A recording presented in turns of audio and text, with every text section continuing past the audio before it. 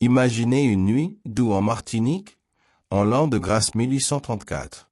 Une nuit si lourde et si saturée d'humidité que l'air lui-même semble être une entité vivante, une couverture moite qui se plaque sur la peau et étouffe le chant lointain des vagues. Sur la tentaculaire habitation sucrière de la Canne Dorée, un silence anormal règne. Un silence si profond que même les légions de cigales et de grenouilles taureaux semblent avoir retenu leur souffle. Soudain, ce silence est lacéré, non pas par un cri humain, mais par une cacophonie bien plus primitive. Ce sont les grognements frénétiques, les couinements gloutons d'une meute de cochons, une symphonie macabre et affamée qui s'élève de leur enclos boueux derrière la grande grange. À l'aube, lorsque les premiers rayons d'un soleil pâle et malade percent la brume matinale, le maître des lieux, Auguste Dubois, un homme dont l'ombre seule suffisait à glacer le sang et à faire taire les champs de travail, a disparu, volatilisé. Dans l'enclos, il ne reste que quelques lambeaux de chemise en lin, souillés de sang et de fange, et quelques fragments d'os, déjà piétinés, méconnaissables, dans la terre retournée. Que s'est-il passé? Comment un homme aussi puissant, aussi craint, a-t-il pu s'évanouir sans laisser de traces? Les rumeurs, rapides et venimeuses comme des serpents fers de lance, diront qu'il est parti ivre pour Saint-Pierre, qu'il est tombé de cheval dans un ravin, qu'il a été emporté par un courant en se baignant. Des explications plausibles pour un homme de ses excès. Mais une seule personne sur cette plantation ne se pose aucune question. Une seule personne connaît la vérité dans ses moindres détails horribles. Élise, la cuisinière silencieuse, la femme dont les mains créaient des plats exquis pour le maître, la femme qui versait son rhum chaque soir. Elle sait précisément ce qui est arrivé à Auguste Dubois, car elle a passé la nuit entière à veiller, tapie dans l'ombre du grand manguier, écoutant les preuves de sa vengeance méticuleusement planifiée se faire dévorer jusqu'au dernier os. Comment une esclave de cuisine, une femme que tous croyaient brisée et soumise, a-t-elle pu orchestrer une disparition si parfaite? Et qu'est-ce qui peut pousser une mère, une femme qui a donné la vie, à commettre un acte d'une telle brutalité calculée? Pour comprendre l'abîme de sa décision, nous devons remonter le temps, non pas au jour du meurtre, mais bien avant. Au jour où Élise a tout appris de la vie et de la mort. L'histoire d'Élise ne commence pas dans la violence des champs de canne, mais dans la relative douceur d'une plantation de café, sur les contreforts verdoyants de la montagne pelée. Là, l'odeur de la terre humide se mêlait au parfum enivrant et délicat des fleurs de caféier. Sa mère, connue de tous sous le nom de Mania, n'était pas une simple esclave des champs. Elle était la guérisseuse, la dépositaire d'un savoir ancestral transmis de mère en fille, depuis les terres d'Afrique. C'est d'elle qu'Élise apprit les secrets des plantes. Elle apprit à reconnaître la feuille qui calmait la fièvre, la racine qui apaisait les douleurs de l'enfantement, et l'écorce qui cicatrisait les plaies. Mais Mania lui enseignait aussi autre chose, dans des murmures, lorsque le soleil se couchait. Elle lui montrait les autres plantes, celles qu'il ne fallait jamais, jamais toucher, celles dont la beauté cachait une promesse de mort. Le savoir est une arme, ma fille, lui disait-elle, la plus puissante qui soit, surtout pour ceux qui n'ont rien d'autre. Cette vie, bien que soumise à la servitude, possédait une sorte d'équilibre fragile.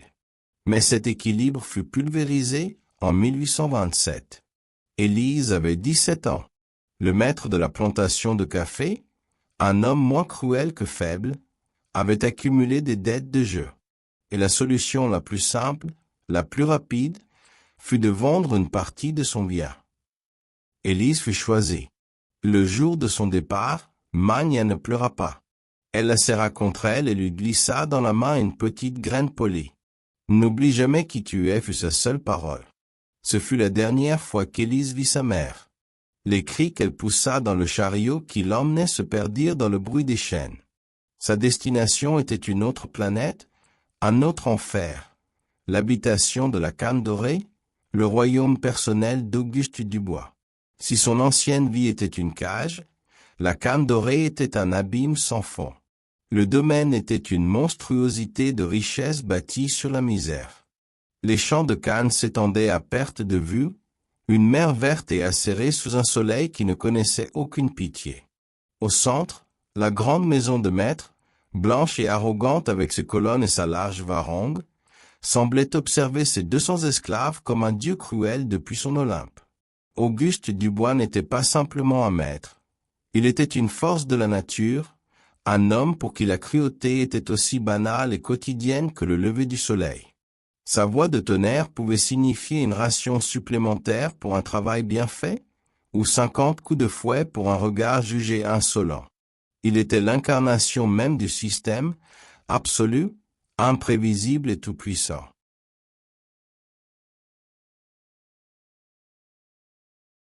Les premières années d'Élise furent un baptême de feu et de sang dans les champs de Cannes.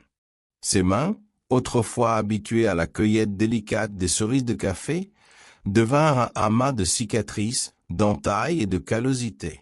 Elle apprit la douleur lancinante dans le dos après 12 heures passées courbées, la soif qui brûle la gorge et la peur. Surtout la peur. Elle était instillée par le commandeur en chef, un mulâtre libre nommé le Jeune, un homme qui avait gagné sa position en étant plus cruel envers les siens que les maîtres blancs eux-mêmes. Le Jeune prenait un plaisir sadique à faire siffler son fouet en peau de lamentin, et Élise apprit à reconnaître le son de l'air qu'il déplaçait, un son qui précédait toujours la douleur et le sang. Mais pendant ces années, Élise observait, elle regardait, apprenait, et surtout, elle se taisait. Elle remarquait la faiblesse des uns, la cruauté des autres, et le désespoir qui gouvernait toute leur vie. Et c'est cette intelligence silencieuse, cette capacité à rester invisible tout en voyant tout, qui finit par attirer un autre type d'attention. Isabelle Dubois, l'épouse du maître, était un fantôme dans sa propre maison. Une créature frêle et pâle, vivant dans un brouillard permanent de migraines, de vapeur et de laudanum, une dépendance qui lui permettait d'ignorer la brutalité sur laquelle sa fortune était bâtie. La cuisinière de la grande maison venait d'être emportée par une fièvre, et Madame Dubois, incapable de supporter le moindre tracas, cherchait une remplaçante. Elle remarqua Élise lors d'une distribution de rations. Ce n'était pas sa force qui l'intrigua, mais la propreté de ses gestes, la dignité de sa posture et l'intelligence vive qui brillait dans son regard. Passer des champs à la cuisine était une promotion inespérée, une échappatoire à la brutalité quotidienne du soleil et du fouet. Mais vous vous doutez bien que ce n'était pas un paradis. C'était simplement une autre forme d'enfer, plus intime, plus psychologique et à bien des égards, bien plus dangereuse. Dans la chaleur étouffante des cuisines, au milieu des odeurs d'épices, de viande rôtie et de sucre caramélisé, Élise apprit à connaître ses maîtres de l'intérieur. Elle apprit les plats préférés de monsieur, la façon dont il aimait son café, fort et sans sucre, comme pour compenser la douceur de son commerce. Elle apprit surtout à mesurer sa consommation croissante de rhum, vieux à mesure que la nuit tombait, une consommation qui déliait sa langue et libérait sa cruauté. Elle fut aussi le témoin direct de sa violence domestique, des humiliations verbales qu'il faisait subir à sa femme, la traitant de créature inutile et maladive. Et pire encore, elle devint la cible de ses attentions libidineuses. Un frôlement accidentel dans un couloir, une main posée sur sa hanche alors qu'elle servait le vin, son souffle chargé d'alcool sur sa nuque. Chaque jour était un exercice de contrôle de soi, un effort surhumain pour masquer la haine et le dégoût qui bouillonnait en elle sous un masque de soumission parfaite. La cuisine devint son royaume et sa prison, le seul lieu où elle pouvait exercer un pouvoir, si infime soit-il, celui de nourrir, potentiellement d'empoisonner. Cette pensée, au début, n'était qu'une ombre fugace, un fantasme de pouvoir dans un monde qui la privait de tout. C'est dans cet univers clos qu'elle rencontra Jean-Pierre. Charpentier de la plantation, il était grand, fort et silencieux. Mais son silence n'était pas celui de la soumission, c'était celui de l'observation. Dans ses yeux, Élise vit la même flamme de défi qu'elle cachait si profondément au fond d'elle-même.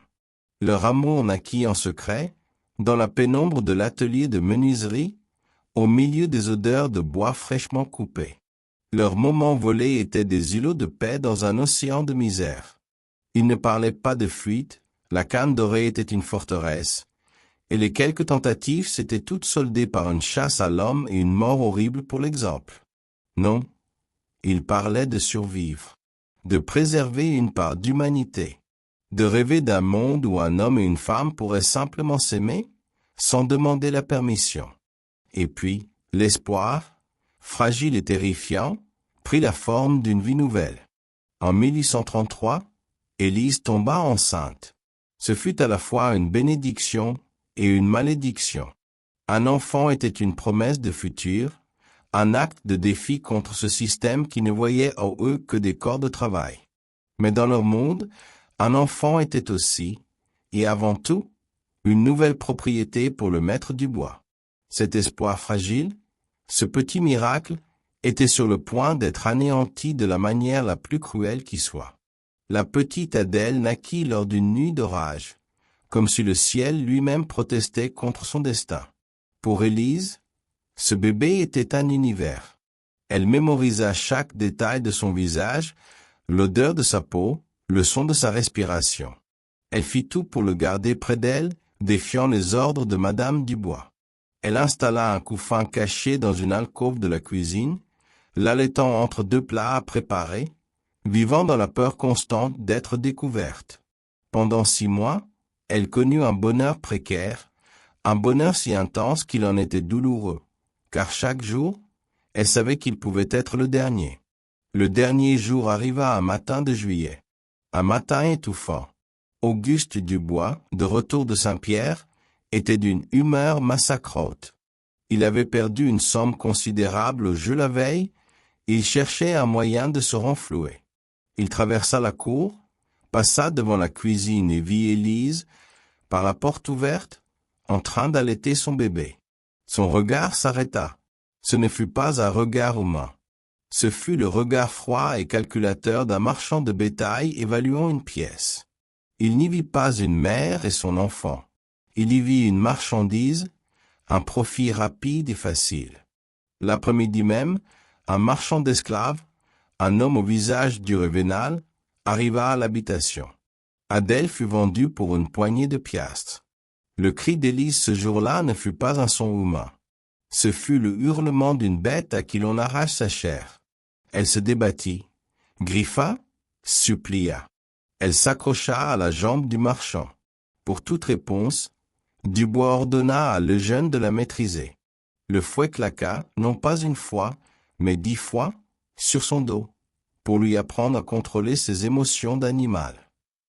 Alors qu'elle gisait, le dos en sang, le visage dans la poussière, écoutant les pleurs de sa fille s'éloigner pour toujours, quelque chose en elle mourut. L'espoir, l'amour, la peur, tout fut consumé. Mais dans les cendres de son âme, autre chose naquit.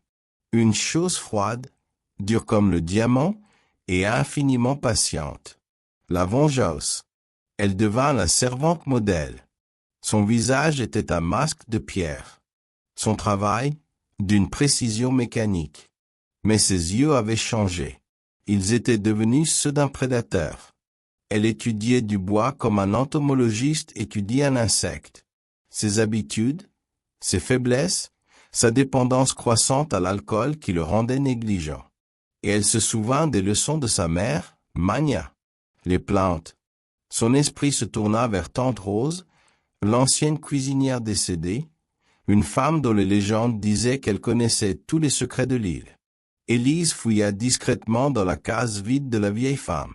Et sous une latte de plancher décellé, elle trouva ce qu'elle cherchait.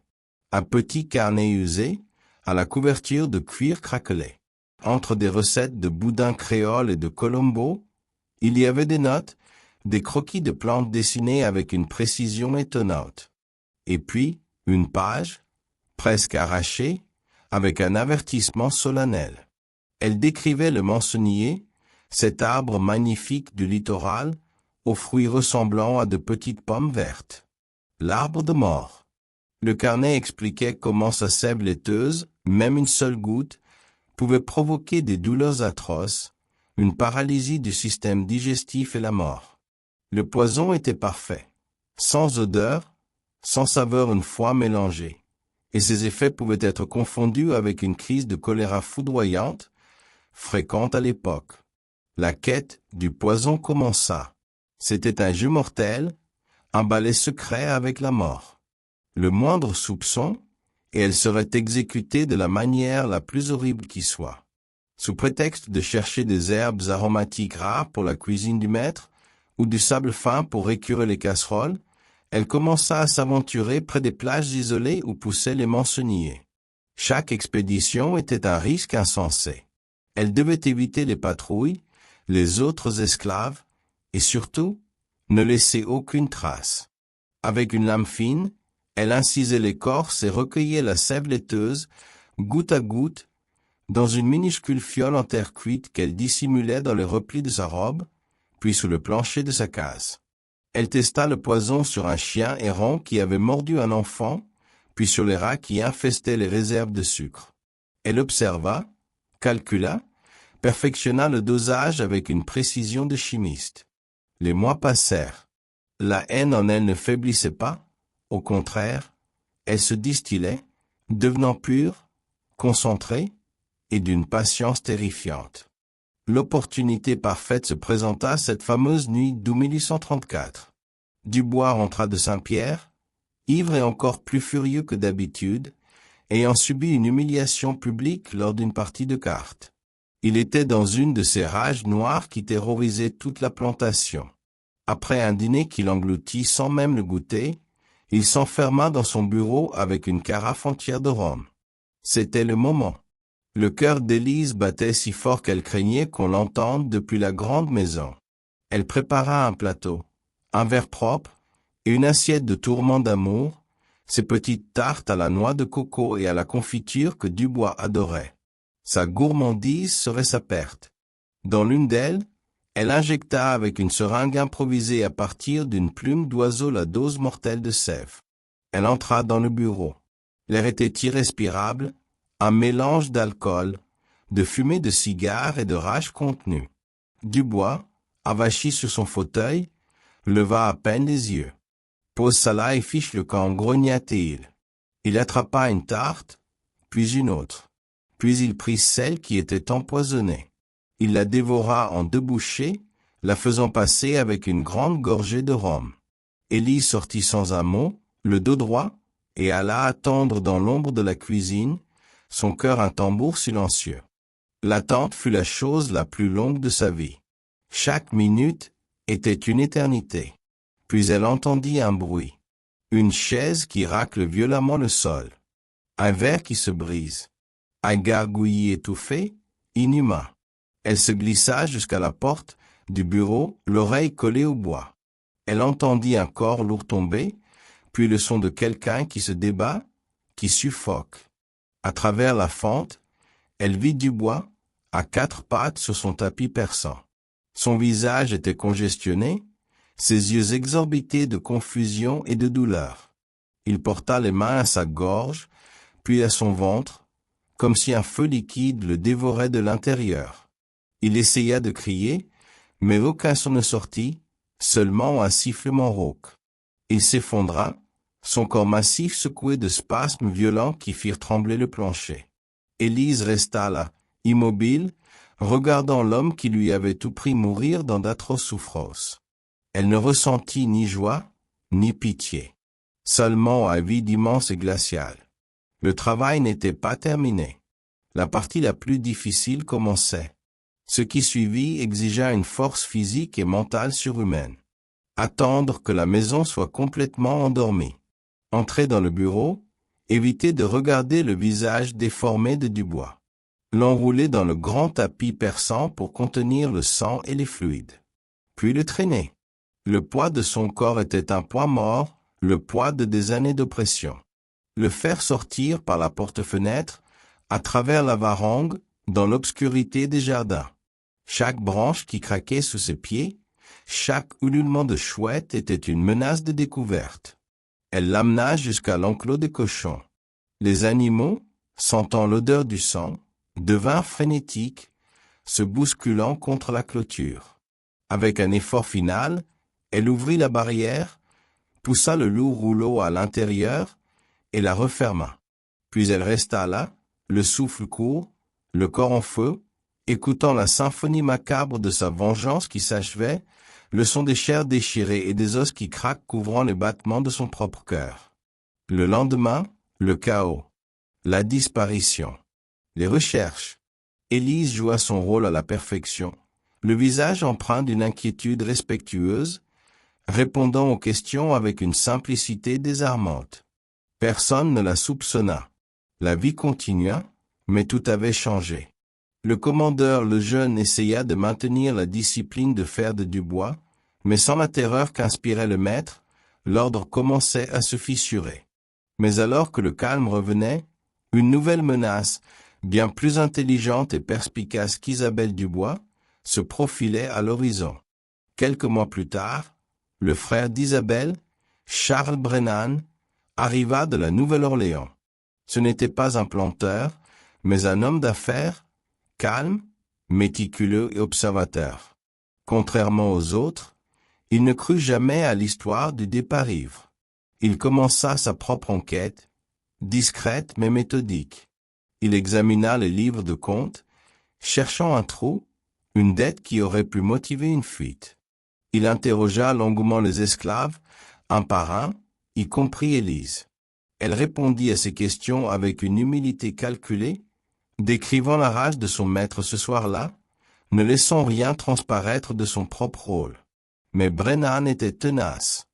Un jour, alors qu'il se trouvait près des granges, il fit une remarque qui glaça le sang d'Élise. « C'est étrange, dit-il en regardant le cochon, particulièrement gras et en bonne santé cette saison-là.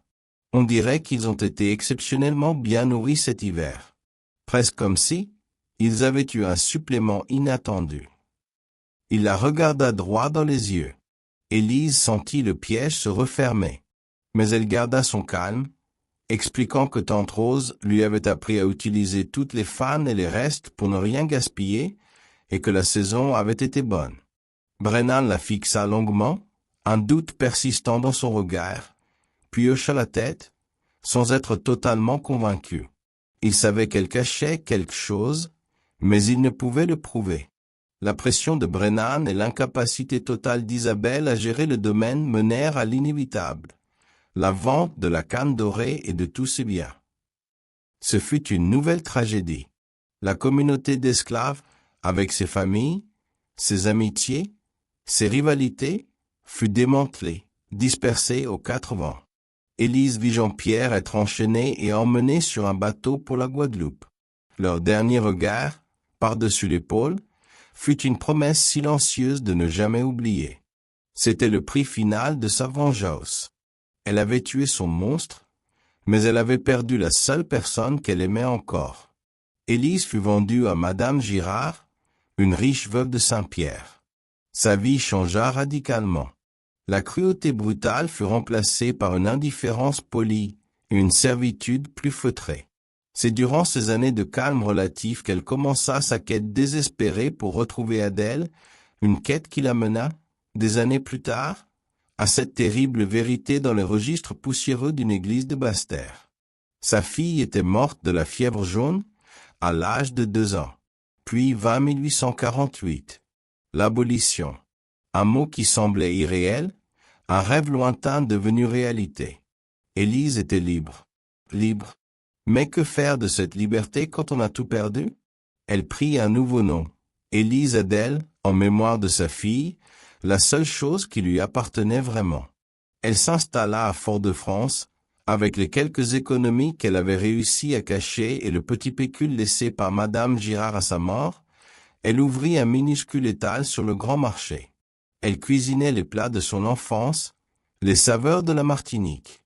Et, avec une ironie qui ne la quittait jamais, elle se mit à vendre une pâtisserie, les tourments d'amour. Son commerce prospéra. Sa cuisine était divine. Elle devint une figure respectée, une matrone connue pour sa générosité, sa sagesse, mais aussi pour une tristesse insondable dans le regard que personne ne pouvait tout à fait percer. Elle ne se remaria jamais. Personne ne connut jamais son histoire. Personne ne sut jamais que la douceur de ces gâteaux, qui apportaient tant de joie, cachait le souvenir d'un poison mortel et d'une vengeance dévorée par les porcs dans la boue d'une plantation oubliée. Elle vécut jusqu'à un âge avancé, une femme libre, une entrepreneuse, une survivante, un monument de silence et de résilience. Elle mourut en 1902, au début d'un nouveau siècle, emportant son secret dans la tombe. L'histoire d'Élise est l'histoire d'une justice impossible, d'une vengeance née du désespoir le plus profond. C'est l'histoire d'une femme à qui on a tout pris, mais qui a refusé de se laisser briser, et qui a trouvé, dans le feu de la haine et l'art de la cuisine, le moyen de reprendre son destin en main, transformant un instrument de servitude en une arme de libération. Son histoire n'est écrite dans aucun livre d'histoire, mais elle survit, peut-être, dans le nom étrangement approprié d'une pâtisserie créole, le tourment d'amour.